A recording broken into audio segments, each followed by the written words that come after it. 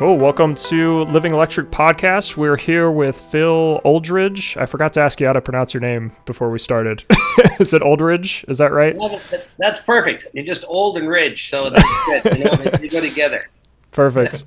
And he's the CEO of Envirotech Vehicles. So first one we've had on the podcast that's actually a lot more focused on commercial vehicles. So we're excited to talk to you today. Well, thank you very much. I appreciate being here. Yeah, so do you want to start with your background in EVs or just kind of your professional background and what led you to Envirotech today?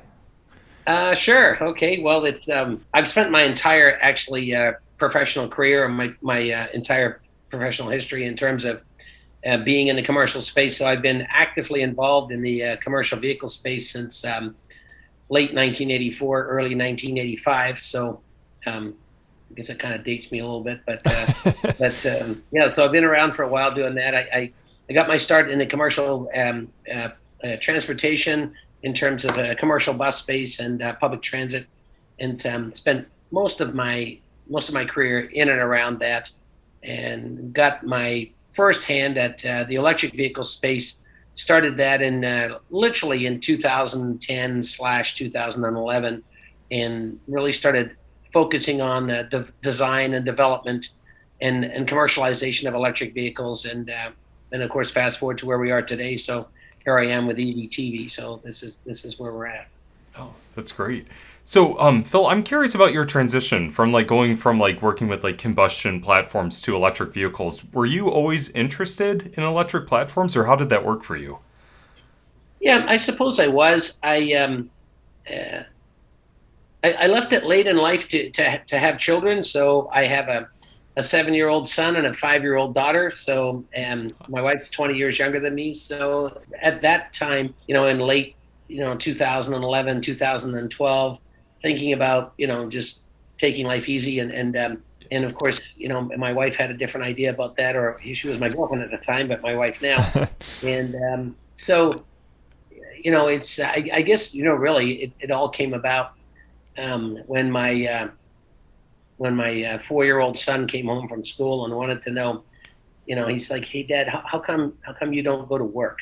So I basically explained to him that, well, our family's blessed, but and I do work, but I'm more as a consultant, and I tried to walk him through that, and he was like, "Yeah, but why don't you go to work?" So. Okay, point well taken. So traditional.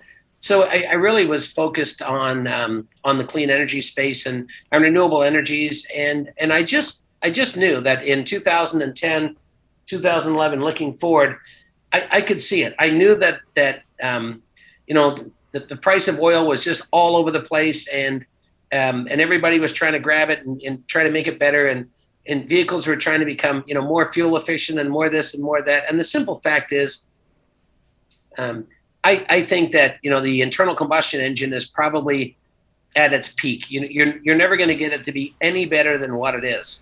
And by the way, for those of us that are, still have some of them, they're amazing. Like they really are great. But at the end of the day, they're not good for the environment. And our reliance on fossil fuel is, it's just we all see with climate change and stuff what's happening, and especially NOx gas and all those types of things. It's just, so it's all about, for me, it's all about leaving the world a better place than when I got to it. And so I got very excited about electric vehicles, and the reason I got probably more excited than most is because I was in the commercial vehicle space, and taking a look around, I knew that this was the advent. Things were going to change. Back in 2010, 2011, when you were talking to people about, commercial electric vehicles, everybody would laugh, and after they picked themselves off the ground, they're like, whatever, Phil hit his head on a rock or something. He'll feel better later. But they're not laughing so hard now. So, and it's, I'm very, very excited to be at the forefront of that space. And I tell people now, the internal combustion engine is done. It's over. It's not a matter of if, it's just when. And the sooner that you wrap your head around it, the better, because EV right now is leading the space, and it will continue to lead the space. And we just look at the bounds and leaps that we've had in it. I mean, when Tesla first came out, they would go 150 miles and people had range anxiety. And now Teslas go 400, 450 miles, which is, further than most gasoline powered cars. And the performance is way better. Maintenance is a third of the cost of what it is. I mean, when you think about it, you've probably got, 50 to 60,000 moving parts in an internal combustion vehicle, like total.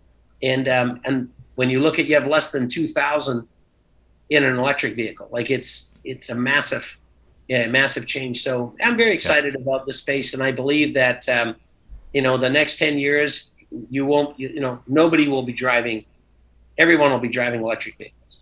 Oh, for sure. Definitely. So did Envirotech start as a full EV company? So Envirotech, how we got to be where Envirotech is kind of a long story, but Envirotech was founded by my brother David, and my brother David and I worked together in a company called Green Power Bus. We were the actual original founders of Green Power Bus. Okay. And we built and designed all of their product, which was a very exciting time. And my brother left from that company much earlier than I did. And I, by way of, an unfortunate, disagreement with our board of directors, we parted ways. And so at that time, that was in 2019, I was going to, just take it easy and sit back. And my brother had got Envirotech Vehicles off the ground in Canada, and he'd been operating for a couple of years. And albeit that it was quite small, but it was his designs were very efficient and very clean. And I had an opportunity to take a look at a company that was formerly called Automani.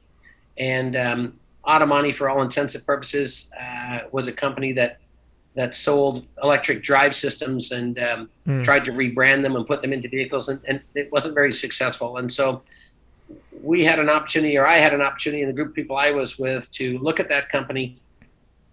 Financially, they were in some bad trouble. And so through the support of some banks and some other investors that had money in there, they had reached out to me and asked me to take a look at it. And so the opportunity came basically, almost 19 months ago now, 18, 19 months ago, in the September of that year, that it was announced that I would come in and take over as the CEO of the corporation.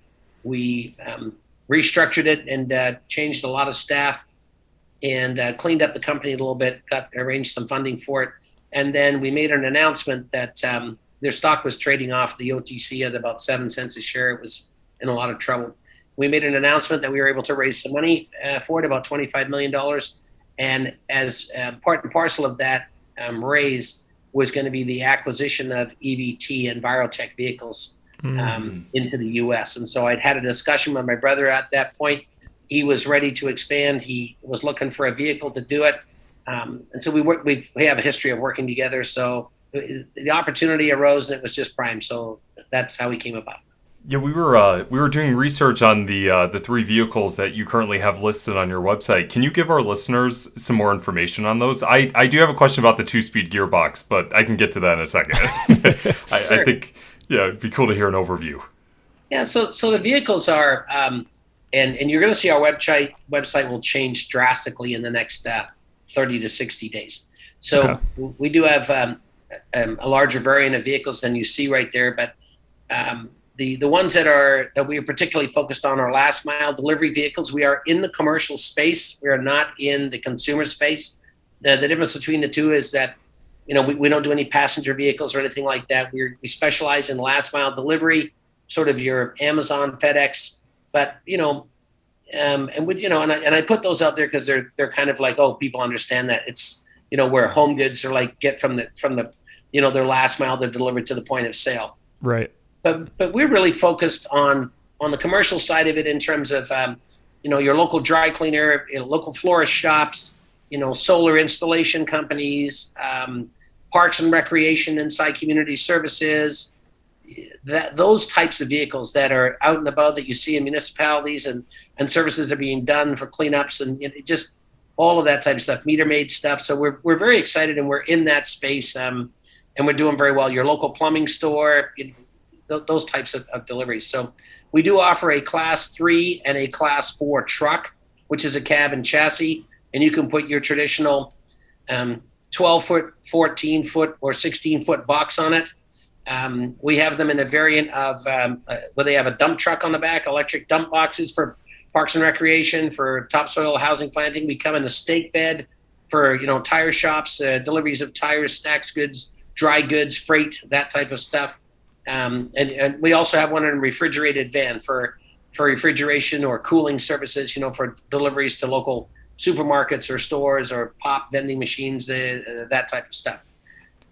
We offer a van, which is our van. It's called the Logistics, which is, we have that it's a traditional van without windows. You could get it in a passenger format if you wanted it, but we offer it as an incomplete vehicle that way.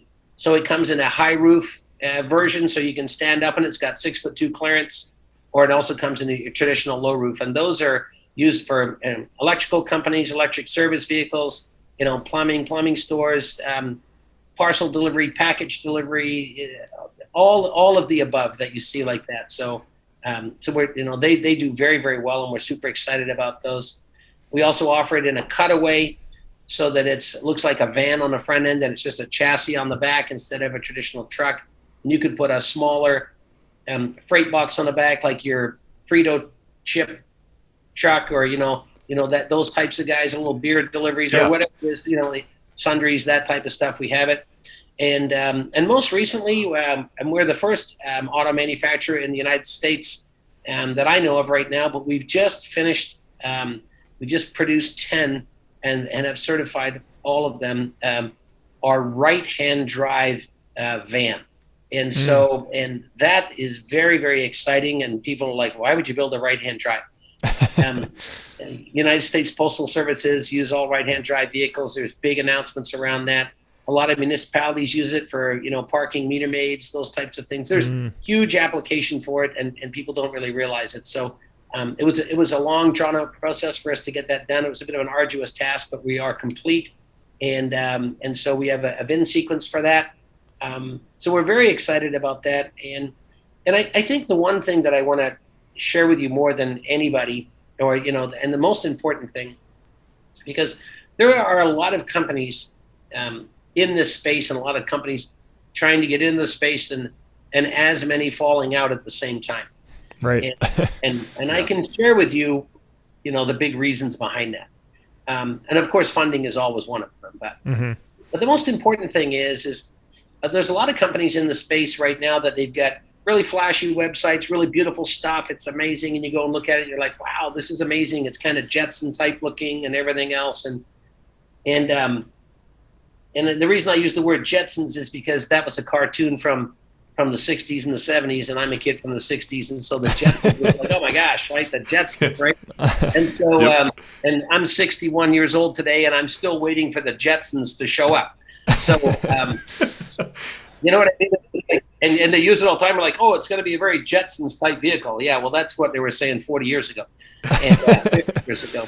So the reason I like to bring this up and point it out is because if you're not homologated, in the world homologation, when you homologate something, that means that you conform it to the United States Department of Transportation, or you would conform it to a European standard. And so to homologate a vehicle is a very arduous process. And after you've conformed it and you've got it homologated through United States Department of Transportation and through FMVSS, Federal Motor Vehicle Safety Standards, and last but not least, NHTSA, the National Highway Transportation and Safety Administration, if you can get through that process and you can afford it in the long run, and then you're going to be in a place where you can start to really make some deliveries. Right. Fortunately for us, and praise God, we are through all of those, and our vehicles are homologated. They do have a U.S. VIN sequence. You can go to NHTSA and look us up, and our VIN sequence will come up, and you can see that we are a real live vehicle manufacturer. Nice. The others, the sort of Jetson-looking guys, at the end of the day, those are glorified skateboards, and you just need to know that. Like if you want to go over to Target and ride around on the floor of the supermarket at Target on one, you can do that. They oversize and they build them up and they say, oh yeah, we're about a year away. We're about 2 months away. We're about, and let me put it in perspective for you. If you had it finished today and you knew what you were doing and you had all the money that it required you to get through and get all that testing and stuff done, and you really knew what you were doing, it would take you about 18 months. Mhm. Wow. So when people tell you that, oh yeah, by Christmas we'll be done. I know, and Santa's coming too, right? So, I'm very grateful that we're there, and it's we hang our hat on it. It's both my brother and I. It's not an easy task. We did it for Green Power Bus. It's the process. If you don't understand how to make it happen, and even getting in the case of our vehicles, we even have an EPA, the Environmental Protection Agency certification, and we're through that too. So we're very, very excited about that. Oh, that's great. Yeah, I mean, to have the foreshadow and like the understanding that the industry is going to go eventually that way, and to work from early on in this industry, that's awesome. And I mean, it definitely sounds like you guys were thinking of all these aspects and dynamics to these vehicles for them to be adaptable from the beginning. That's incredible. Yeah, we just knew it was coming. I mean, we've all seen it, right? We all grew up with these little tiny cars that you plug some batteries in, you turn them on, and they ran around for 5 minutes and they died, and then we all hated them because we'd run through batteries after batteries and they never worked, and we just end up throwing them away. And so, and even my own son, I see him with that stuff, and it has bothered me. I look at it and say, you know what? There's actually a much better way of building those things and making them last. And the secret in it, or the sauce, to really make it work, is when you can go DC to DC, direct current to direct current. You see, the most stable power source in the world is a battery. It's once it's fully charged, it comes down evenly, the flow is nice and even, and it does very, very well. So the secret to an electric vehicle and making an electric vehicle go further and last longer and have more range is, to go DC to DC. So you take the direct current out of a battery, and usually those are a high voltage battery, 600 volts or less. So the more systems that you can create and implement and keep inside your vehicle that are a high voltage system, the more efficient your vehicle becomes. And people say, Phil, I don't understand. What do you mean? Well, here's a good example. If you look at a traditional vehicle today, most of the stuff works off either 12 volts or 24 volts. Mm-hmm. When you have low voltage, in order for that to become efficient, you have to there's a higher amperage draw. Mm-hmm. So, and all you have to do is, you can always tell, if you have a boat, or if you ever have to replace a battery in your car, and I'm sure you've all done that over time, everybody always says, hey, get the most cranking amps you can. Why is that? Well, you need a lot of amperage, because if you're going to be cranking around, because when you have high amps, it'll last a little bit more. So they had tendency that, the higher cranking amps will make your battery last a little bit longer. So when you have high amperage draw on low voltage, that kills batteries. So if you can have high voltage and low amperage draw, it goes the other way, right? Now they start to become efficient. So in our application, we try to keep as many things, even our air conditioning systems, that we use in our electric vehicles, work off high voltage. We don't have anything that's off low voltage and converts. So everything, we try our best to make every single thing work off high voltage. That's not to say we don't have some low voltage application, but generally that low voltage application is mainly just to turn the vehicle on and to power it up, and so that that the low voltage side can communicate to our high voltage sides and bring the high voltage on side. So, but we try very, very hard not to have any low voltage systems within our vehicles. Right. Interesting. You get all that, Brandon? Yeah. No, I did. I was just curious because I have a lot of experience with light duty vehicles. So from your understanding of the industry and high voltage applications, are light duty vehicles mainly lower voltage? No, you can still, you could put them in there, but that, the higher the voltage. And so level 2 charging, cuts, at 599.9 volts, right? So 600 volts or less. So that's the optimum. That's where you want to be. And so you want to be at, so as many things that you can have operating and the high voltage side of your vehicle, the more efficient your vehicle will become. It just makes perfect sense. Got it. Okay. Yeah, this is where Alex's engineering background and my sales background balance each other. So I appreciate the explanation. No, it's really good, right? And so, high voltage is, it's a tremendous way. It's a great energy storage, and then low amperage draw. If you don't have very much amperage draw, I mean, you know this yourself. You look at a computer, you look at a light bulb, you look at like older style light bulbs, like the amount of watts and stuff. Like the draw they had was a lot more. So like LED has like zero draw, and they last forever. So it's the same theory, right? Right. Got it. Okay. Right. That makes sense. Yeah. So what other considerations, you mentioned like the getting all this approval and like passing all these tests and stuff, what other considerations go into a commercial vehicle that people might not realize? Because you mentioned right-hand drive as well. Is there other kind of design considerations that go into a commercial vehicle? Sure. Well, let's just look at the fundamental differences between consumer and commercial. On the consumer side, we all have our personal choices, our own preferences, right? Some of us like to drive a Mercedes, and some of us like to drive a Lexus, and some of us like to, and for whatever those reasons are, that's just what we like. And I always tell people, if I was to blindfold you and put you in a Lexus 600 and drove you around the block, and then I took you out and put you in a Mercedes 500 and drove you around the block, you'd be pretty hard pressed to tell the difference, right? Right. So at the end of the day, it really all boils down to no, I drive a Mercedes, or whatever that is, right? I drive a Ferrari, whatever that is. Like that's a personal preference. Mm-hmm. On a commercial application, and if you look at the amount of commercial drivers that are on the road today, the demographics are the high portion of your drivers are in their 40s, to mid and late 50s.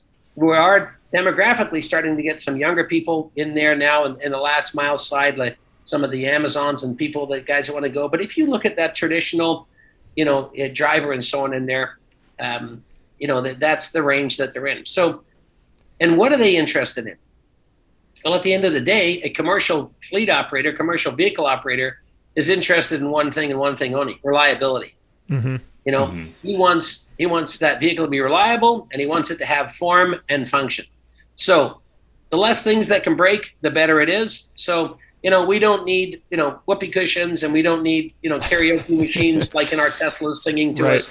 We don't have any of that kind of stuff, right? We just, we got a radio, and only because, drivers want to have a radio to listen to. But other than that, nobody cares.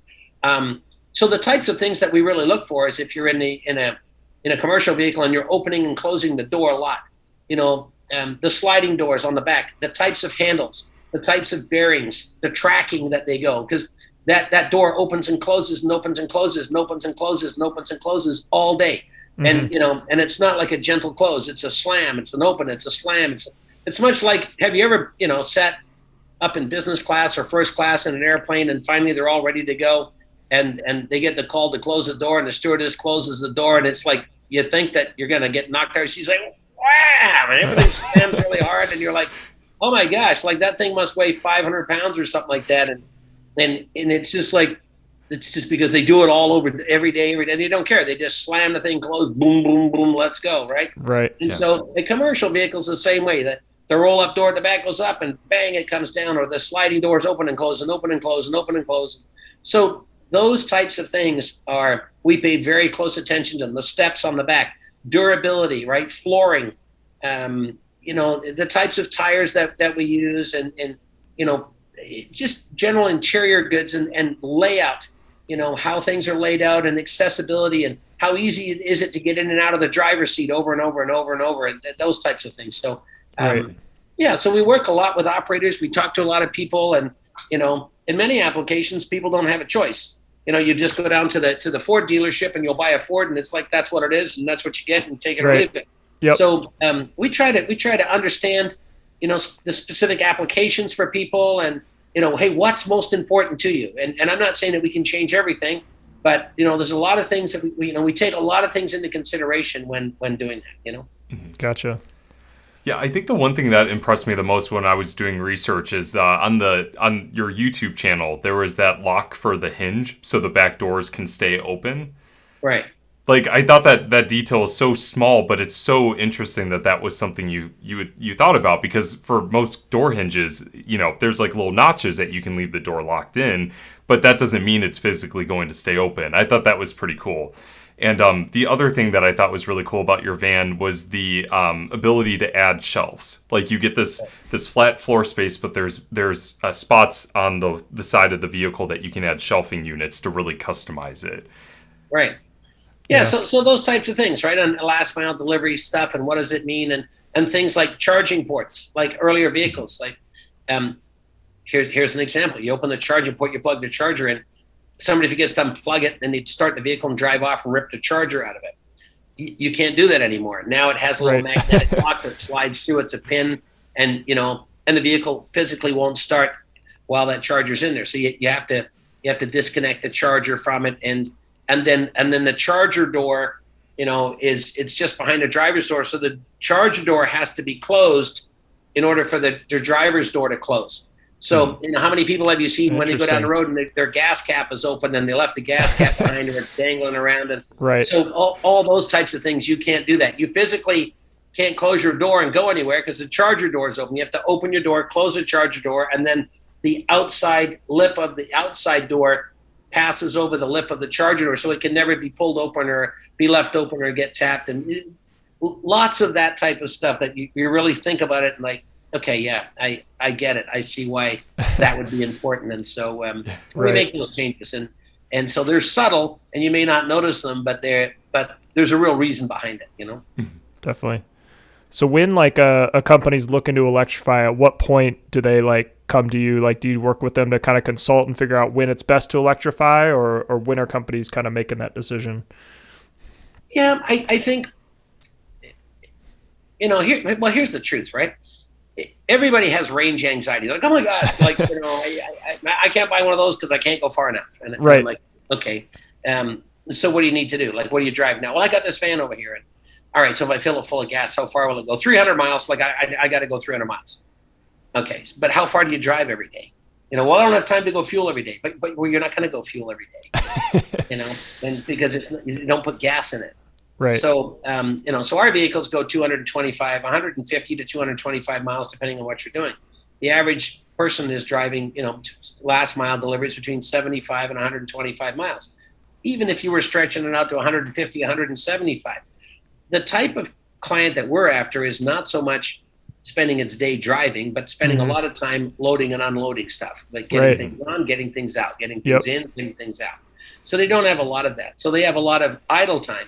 For us, there is no idle because the vehicle's just powered up. So what's really nice about it is when they're loading, a lot of the guys, in certain areas, they pull in their diesel truck and they're not allowed to let them run while they're loading and stuff like that because of pollution. Well, then they turn them off and then they get hot inside because it's 80, 90, 100 degrees outside, and it takes them half an hour to cool them down. The guys are frustrated. And electric vehicles don't have that issue. Just pull into the loading, open your doors, you're going to load. You can, close the van door, and you can keep the AC on because the AC is electric. It keeps the vehicle cool. It's just really great. So once they understand that, the range anxiety, I always tell people, you don't send your driver to the fuel station every day, and it costs you money to send your driver to the fuel station every second or every third day. Right. They're like, well, that's true. You don't ever have to send your driver to the fuel station because when you come back at nighttime, or during the day, you can top charge if you're loading at a place and you've got a charge port there you can plug in. Or when you come back at nighttime, you can simply plug your vehicle in and it'll charge in 2 to 4 hours. And excuse me. And then in the morning when you get there, you just simply, it's no different than your pre-trip. Instead of checking oil, you just unplug the charger. There's no oil to check, right? There's no antifreeze. There's no coolant. There's no transmission fluid. There's none of that stuff. Right. So once people start to understand, they're just like, wow. And there's no oil changes every 5,000 miles. There's no transmission fluid changes every 30,000 miles. There's no glycol changes every year. Like all of that's gone. All that services just disappeared. And as a matter of fact, brake jobs and tire rotation and all that stuff, it's just a lot more because you have regenerative braking in the vehicles, which regenerates power back to it. So the driver's doesn't have as much braking applications as on and off and stuff. So brake jobs last longer. So your maintenance falls off a lot. And when they see the maintenance fall off a lot, and then with the price of fuel, especially these days, oh my goodness, right? Yeah. Only the good Lord himself knew. I mean, $7 a gallon, are you kidding me? Like, it's crazy. And you're paying 12 cents a kilowatt hour, 11 cents, 9 cents at nighttime. I mean, wow. It's absolutely crazy. I mean, you're buying 30 gallons of diesel fuel for $210, right? Or you can charge your vehicle for, $12. Right. Yeah. Yeah. Makes $210 a lot easier. and you're going every 3 days. Like, hello, Yeah. do the math. So it's getting really good. So range anxiety is something to get over very quickly. Then they understand the maintenance side of it, and then they're like, okay, I get over that, and because the vehicles themselves, as long as you got a laptop and you're Bluetooth capable, and we can help you service, we can help you look after things.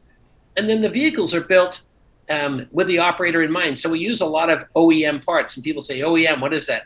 Original equipment manufacturers. So, like the tires and the wheels and the headlights and the turn signal mechanisms and the brakes and all that stuff and axles and all of those things, and, the tail lights, clearance lights, those things are across the counter. You can get them. Mm-hmm. They're sort of plug and play. So, you can buy them from us if you need to buy them from us, but you don't need to buy everything from us. It's not like, well, you got to buy it from us because we're the people that do it. No, you can get a lot of that stuff just over the counter. And once people start to understand that, they're like, wow, that's really great. And they see what it saves them in fuel. They see what it saves them in labor, because they never think about what it costs to send a driver to the fuel station, right? Sometimes they say, well, I don't care. It's an independent contractor, so it doesn't matter to me. Even worse, the independent contractor, believe me, they figure it all out, and somebody has to get paid somewhere. There's no free lunch. Right. We all know that, right? Yep. So, you're like, well, I pass it on to that guy. That's okay. He just builds it into his mileage charge back. One way or the other, you're paying for it. So, right. Once you can, really peel those layers of the onion back a little bit, people really get to see what it is. And I think the other, sort of the elephant in the room is, the fear of it, right? It's just like, well, but I don't know anything about it. Well, that's okay. We can help you with that. We can, once people get in it and they drive it, I always tell people, you get in one of our vans and you drive them, and you're going to own one. I promise you. Like, you're going to go, wow, I had no idea. Like, they all sort of think it's like a glorified golf cart or something. They you know what I mean? But until you physically get in it, it's like, and I'm sure that, if you haven't yet, but you soon will. And then for those of you that have, if you ever just climbed into a Tesla for the first time, you're like, yeah, well, let me see about it. But I'll tell you what, you put your foot on the throttle on that thing and it takes off like a jackrabbit, and you're like, oh my gosh, and perfectly quiet, and, and everything's great. And so it's the same thing, right? Like, it's, electric vehicles are very efficient, and it's not just air pollution. People don't realize this. I talk about this to fleet operators. I talk about it to city personnel, city managers, mayors of cities and stuff. How about noise pollution? Like, you're inside the city and these vehicles are running and they're nonstop, running all the time. Yeah. And then the temperature, and between NOx gas and you can raise the core temperature of a city by late afternoon by as much as 2 degrees. If you don't have that, and people's like, okay, well, big deal. So the temperature went up 2 degrees. Well, temperature goes up 2 degrees, so now you start to get, air starting to rise, wind picks up, because as hot air, rises, the wind picks up between the buildings, you get more of that. It picks up dust, it picks up pollution, it picks up, AC systems are more taxed. Everything starts to work at a higher payload because, it's not just a NOx gas pollution, it's air pollution, it's noise pollution, it's wind. All of those things are a direct result of an internal combustion engine, and people don't really think about it. They don't see it. And back in the day when there was no choice, nobody ever brought it to your attention because nobody cared. It's like, well, this is what we got. So and now I really care. It's just like, well, wait a minute. There is another way. Mm-hmm. So, definitely. Yeah, it's interesting you mentioned the OEM parts. I never even thought about that, because I know that's a big issue. Like, we talk about on the podcast a lot. It's like getting repairs sometimes is difficult because all these new manufacturers are using their like proprietary parts, and it's hard to even get service sometimes because the tech has to be specifically trained on that vehicle. So having that kind of streamlined definitely is incredibly valuable. Yeah, and so, I mean, for us, we're not really, I've never been one of these guys that believes in patents and all the rest of that. It's just, it's the old story, right? One gas station on the corner usually goes broke.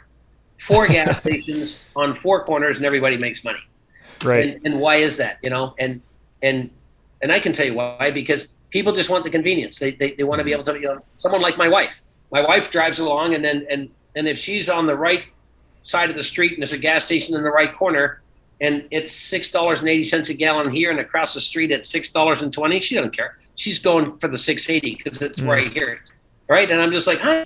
Like it's 30 cents cheaper over here. And she's like, okay, well, I'm here now, right? So, and so really, to me, it's like, it's about making things convenient, and it's about making things available.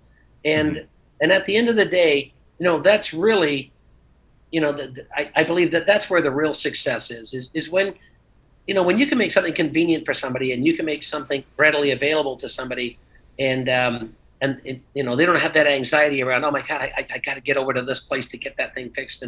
And we can provide that training. And don't get me wrong, I'm not saying that we're perfect and we have all the right answers or anything else like that. Right. But, I used to be an operator myself before we manufactured vehicles. And as an operator, I know all too well, what that means when you're run out of a part, or you run out of something, or the manufacturer's like, we don't have them, they're on back order. What do you mean they're on back order? I got payments to make here, Right. Like, right. Sorry.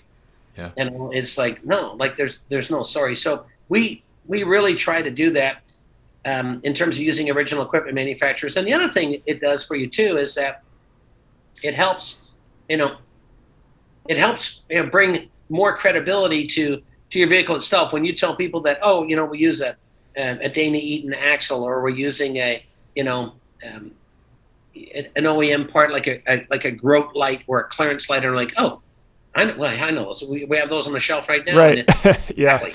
You know what I mean? Yeah. And Kind of brings that familiarity. People for understand it, like, wow, okay, well, that's great. I didn't realize that. And so, door bearings and hinges and these types of things, and they're not unique. They're not a widget that only fits in our deal, right? Like it's Right. not a Jetson deal, right? Right. Yeah. Yeah. So, Phil, I have a question for you regarding like kind of to jump on what Alex was talking about with like offering like OEM parts and making sure that that's available. What do you guys offer, like a full circle solution in terms of charging solutions as well? Yeah, we do. So we're just finalizing. It's an interesting that you should ask that question, because it's a point that's well taken. And we've all heard the stories over the last 4 or 5 months, right? Like, and I won't mention any names, but XYZ comes to the market and just sold 1,000 vehicles to this company, and complete garbage, right? First of all, nobody can even charge 1,000 vehicles. Where are you doing that? Yeah. Okay. Right. Doing them one at a time, one right after the other. You start at the first of the year, and 5 years later, the rest of them are going. Like, it's such, but because of the companies and who they say they are and what it is they're doing, and people, get sucked into it a little bit. So, really the solution, to those charging problems it's a very simple solution. It's called ESS, electric storage systems. And ESS is nothing more than a huge battery that sits in the ground.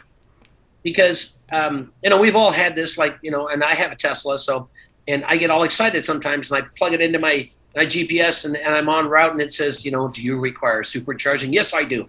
And I put it in here and stuff like that, and it says preparing your batteries for supercharging now. And I'm like, great. And I come rolling up to the charging station, and when I pull in there, there's 10 other Teslas getting a charge in there, and I'm like, okay. So now my supercharging just went out the window, right? So if there was nobody in there, I'm going to get hit with 100 kilowatts, 200 kilowatts in 12 minutes. Boom. The battery's going to cool for a minute, and I'm on my way and gone. But now if you got 10 or 15 cars in there and they're all pulling and it's all coming directly off the grid, you start to get this fluctuation. And so all of a sudden they can't give you 200 kilowatts, and it says recalculating charging. You will hear me now for 1 hour and 40 minutes, and you're going to get 40 kilowatts or 60 kilowatts. And Right. That's what happens, right? And you're like, geez, great. You know what I mean? Another one. You know what I mean? No wonder I've gained 20 pounds already. You know what I mean? I go to lunch 3 times a day because I'm on the road. So and I don't mean to like exaggerate, but that's a truth. It's what Right. happened. Yeah. So what's happening now is, you'll start to see that for us, we realize that, hey, we need to get ESS in the ground, because, if you've got enough battery power in the ground, and then when a vehicle comes along and they want to charge and they can pull out of that power that's in the ground, you don't need to pull it off the grid. And we're not pulling off the AC side and getting that fluctuation. It's just DC to DC, and it's a straight charge, and bang, you can deliver it, right? Mm-hmm. So, and then those ESS systems, they can pull power from the grid at nighttime. If they're coupled with a renewable source or renewable energy like solar power above a station and all the rest of that stuff, and you've got a fully, a full renewable and a charging application, and and ESS in the ground, wow, that makes sense. And so for us, we've got a number of partners that we've sort of tightened up with, and I think we've got a one-stop shop solution now that will serve many people. And so we haven't announced yet, but in a very short order, you're going to see we've already built a school bus. We're very excited about bringing our school bus to market. Nice. And we're waiting to roll that out, and we're holding off on the rollout on that until we fully executed on the charging and the ESS side, which is getting very close. So Right, now okay. we'll be able to go to a school board and say, hey, you want to try 20 buses or 10 buses? No problems. Here you go. Here's the charging solution. Here's the energy storage system, and here's a renewable program that can go with it. Now Wow. you're talking, you know what I mean? And so Yeah. we're very excited about that. And so it's the old story, right? What comes first, the chicken or the egg? So don't get me Right. wrong. We sell plenty of vehicles, and just like in the consumer space, you can drive your Tesla home, and if you got one or two, you put them in the garage, you can plug them in, and away you go. But you can't plug in 50 of them, right? It doesn't work like that. So having that infrastructure in place, and Tesla's done a good job of doing that on the on their electric highways and stuff like that. But most of that is all derived directly from the grid, and they are now, hence the move to Texas. You see what Elon's doing over there, and battery storage systems are going in the ground, and they will play a big part in getting various states. That's why we've moved to Arkansas, and we're in the discussions right now with somebody else as well. We're very excited about that because they're starting to understand that, oh my gosh, it's not just about selling an electric bus or selling an electric van or selling an electric truck. It's about an entire infrastructure. It's about, we've all seen it when they first came out with these electric chargers, and they ran them all over these cities, all over the country, and people are like, oh my gosh, it's so great. And you pull up there and you swipe your credit card and you plug it in, and the thing tells you, you'll 9 hours and 6 minutes, you'll be done. Right. What do you mean? I just came for coffee, right? And so, so that's all changing, and so I'm very excited about that. Definitely. That's great. Just like the history of Envirotech, and just like all the thoughtfulness that went into the design from the ground up and the entire solution. I just think that this is going to be incredibly successful. Yeah, we're very excited. I'll share with you a little story, and I don't like to put names out there sometimes, but we did a presentation with a delivery company, a freight delivery company, and in one of our earlier vehicles, we decided that we were going to make it a little bit Jetsony in terms of inside. So we had some iPads in the dash and so on, sort of like Tesla, and was just like flat screen stuff, real great stuff, and very straightforward. And we sent it out on a demonstration, on a presentation, and we were very excited about it. And we had tested it. We knew it was going to do tremendously well. And the next day, we got a call from the person that was operating it, and he's just like, "Hey, Phil, hey, really love that thing, but I think you better come down here because it doesn't work." And I'm like, "Pardon?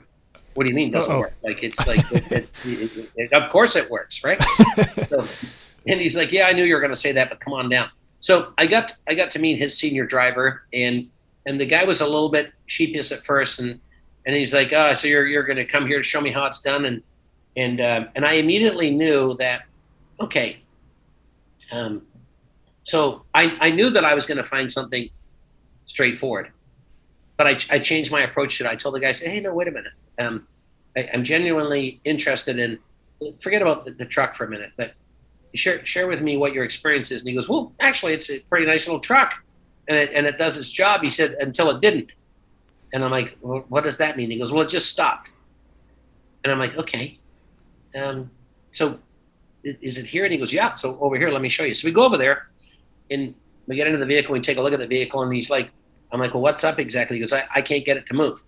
And so we powered it up, and I'm like, yeah, okay. And I said, well, here's why. Like you've got about 5 screens open on the literally on your dash here, right on your iPad. Yeah. And so the truck thinks that you're loading, and so interesting. It's not going to move. And I said, so if you close this out, because what's happening is you don't close it out, you open up something else, and you forgot to close it, and then you open up something else and forgot to close it, and I said, so if you just simply close it out, and now if you just put your foot on the brake and push that, and woo, and see it says ready on the dash, it's ready to go now. Wow. And the guy says, yeah. He said, I knew that was going to happen. And I'm like, okay. And so I said, well, look, I'm sorry about that and everything else. And as I'm getting ready to walk away, the guy looks at me and he says, Phil, right? And I said, yeah. And he said, can I share something with you? And I said, sure. He said, see, you don't get it. And I said, I'm sorry? He said, you don't get it. You don't understand. And I said, tell me what I'm missing. What's wrong? And he said, well, let me tell you something. He said, see these boxes in the back of this truck? I said, yeah. He goes, see, if I don't get them out of the truck, I don't get paid. And if I don't get paid, then I can't pay my mortgage, and I can't look after my wife and my kids. So I get this is all great and everything else like that, and I said, you know what? Thank you so much. And I don't want to mention names or anything and who it is, but I said, you know something? I'm gonna do something about that. And he's like, okay. And and I left. And so our call to change was a very simple one. We looked at the demographics, and I'm the first to admit, I'm 62 years old and 61 years old, and I am somewhat technically challenged. I mean, don't get me wrong, I can open my laptop and the 15 things I know how to do well, right? But my 7-year-old son can take a TV remote and run rings around me with it. Like he can find stuff on there in 2 seconds, and I'm still trying to get out of Netflix or whatever I'm trying to do. And I understand that about myself. And now here's a guy that, is probably just a little bit more challenged than I was. And then I look at the demographics of most of these drivers, and I thought, wow, you know what?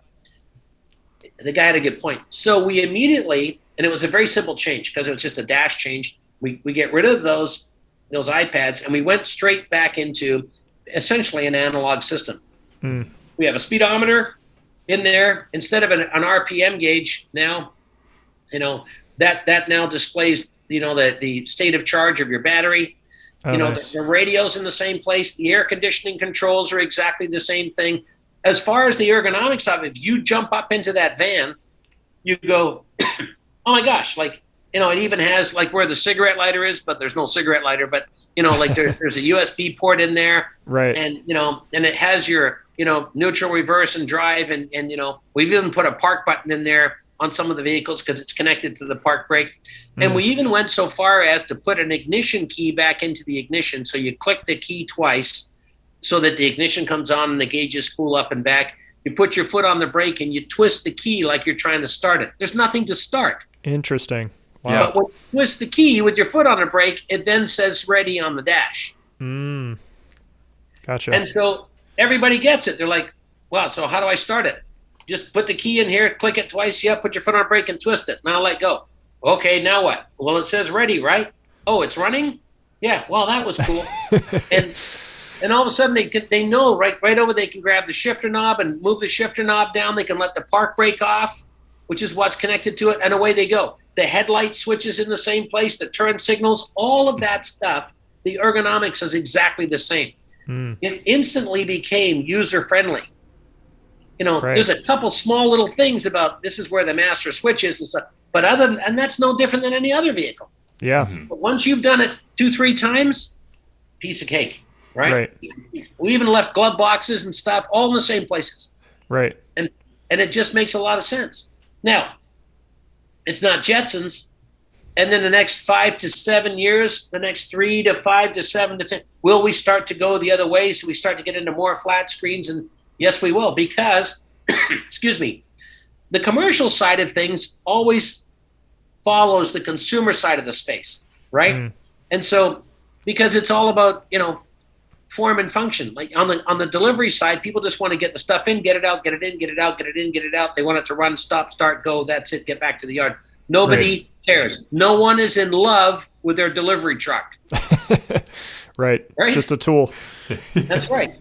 Exactly. You know, it's a tool. So it's a tool that has to make sense, and it has to be a tool that's applicable to the people that are currently using those tools. Right. And so we learned a very, not an expensive lesson, because it was fairly straightforward to change it, but it was a great lesson. And you know what? I take my hat off to that guy, and because I was going to walk, I was just getting ready to walk away, and then he said to me, "Phil, right?" And I said, "Yeah." And he goes, and then he actually had the wherewithal to tell me that. He said, "Look, you know what? You don't get it. You don't understand." And you know what? He was absolutely right. Yeah. Because I wasn't ever thinking about it like that. Because I did not, first of all, I don't know. I'm not a delivery guy. This guy gets paid on what he delivers. If he comes back with a bunch of boxes in the truck, that's not a good thing. Right. Yeah. Right. So it was a great lesson for us. And it was a huge eye opener. We were just like, wow, okay, we're going to change that, right? The thing about the doors, holding the hinges, right? How many guys go out there and the door blows on them and bangs on their head, and they're trying to get stuff out, and then they're halfway out, and the guy puts the boxes down, the door closed, and he's got to get more, and he has to open it. It was a simple fix. It was like, hey, this is easy. Let's just put this here, right? And people love it. And so those are the things. So, first of all, we're very grateful for the people that we've worked with, because they've been very insightful and very helpful, in sharing their experiences with us. And I think that we, honestly have done a good job at listening more than we've been speaking. We've really been paying attention to, okay, what does it take? What's it gonna take, for you to try this, right? Right. So, and form and function was really the key. Yeah.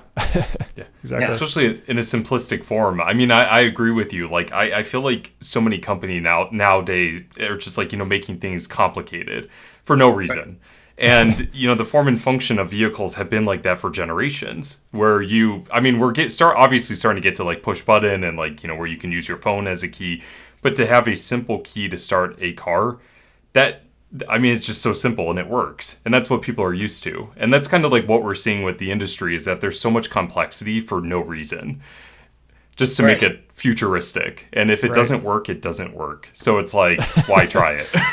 Yeah. Well, it's all about capturing. It's all about capturing the last dollar. Like, for the longest time, in America, we were, hey, let's just make things happen and let's just get them go. And now it's about niche markets. If I hear that one more time, it's going to hit myself over the head with it, right? People like, tell me, what's your niche market, right? I don't have one, and I want something that is just that people can get in it and they can understand it in 5 minutes or less. You know what I mean? Yep. It's just, and that's what's perfect about it, right? And I can absolutely promise you, like in every one of our vehicles, if you're driving any kind of a delivery van or a truck, you will get it in 2 minutes or less. You'll go, okay, straightforward, right? It's just really that simple.